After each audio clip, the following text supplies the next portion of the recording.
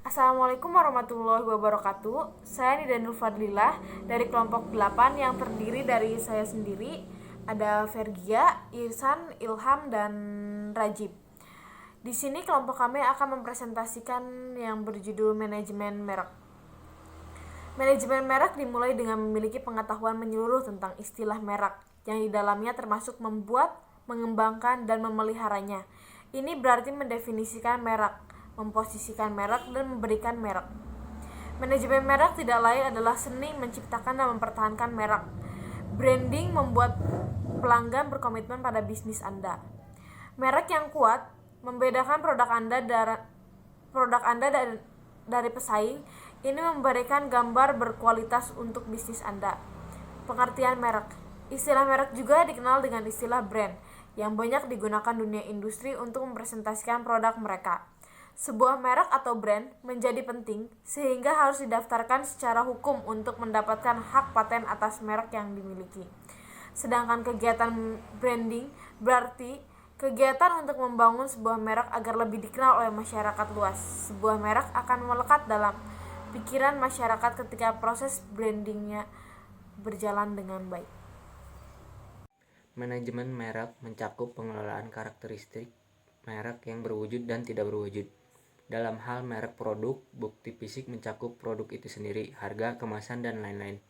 Sementara dalam hal merek layanan, bukti fisik mencakup pengalaman pelanggan. Intangible termasuk koneksi emosional dengan produk atau layanan. Branding adalah merakit berbagai media bauran pemasaran menjadi satu kesatuan sehingga dapat memberikan Anda identitas. Ini tidak lain hanyalah menangkap pikiran pelanggan Anda dengan nama merek Anda. Ini memberikan citra bisnis yang berpengalaman besar dan dapat diandalkan. Semua ini tentang menangkap ceruk pasar untuk produk atau layanan Anda dan tentang menciptakan kepercayaan dalam pikiran pelanggan saat ini dan calon bahwa Anda adalah solusi unik untuk masalah mereka. Tujuan branding adalah untuk menyampaikan pesan merek dengan jelas, menciptakan loyalitas pelanggan, membujuk pembeli untuk produk, dan membangun konektivitas emosional dengan pelanggan. Branding membentuk persepsi pelanggan tentang produk. Itu harus meningkatkan harapan pelanggan tentang produk. Tujuan utama branding adalah menciptakan diferensiasi. Merek yang kuat mengurangi persepsi, risiko moneter, sosial, dan keselamatan pelanggan dalam memberi barang atau jasa. Para pelanggan dapat membayangkan barang-barang tidak berwujud dengan lebih baik dengan bantuan nama merek. Organisasi merek yang kuat memiliki pangsa pasar yang tinggi.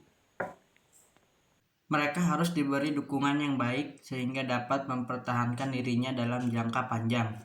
Sangat penting untuk mengelola semua merek dan membangun ekuitas mereka selama periode waktu tertentu. Disinilah pentingnya kegunaan manajemen merek. Manajemen merek membantu dalam membangun citra perusahaan. Seorang manajer, mereka harus mengawasi kinerja mereka secara keseluruhan. Merek yang sukses hanya dapat dibuat jika sistem manajemen mereknya kompeten. Konsep dan dasar merek. Merek berbeda dari produk dengan cara bahwa merek adalah apa yang dibeli konsumen, sedangkan produk adalah apa yang menjadi perhatian atau perusahaan. Merek adalah akumulasi dari asosiasi emosional dan fungsional. Merek adalah ikatan bahwa produk akan berkinerja sesuai harapan pelanggan. Ini membentuk harapan pelanggan tentang produk. Merek biasanya memiliki merek dagang yang melindunginya dari penggunaan oleh orang lain. Sebuah merek memberikan informasi tertentu tentang organisasi, barang atau jasa, membedakannya dari orang lain di pasar. Merek membawa jaminan tentang karakteristik yang membuat produk atau layanan tersebut unik. Merek yang kuat adalah sarana untuk membuat orang sadar apa yang diwakili perusahaan dan apa yang ditawarkannya. Dalam sudut pandang konsumen, merek menandakan sumber produk,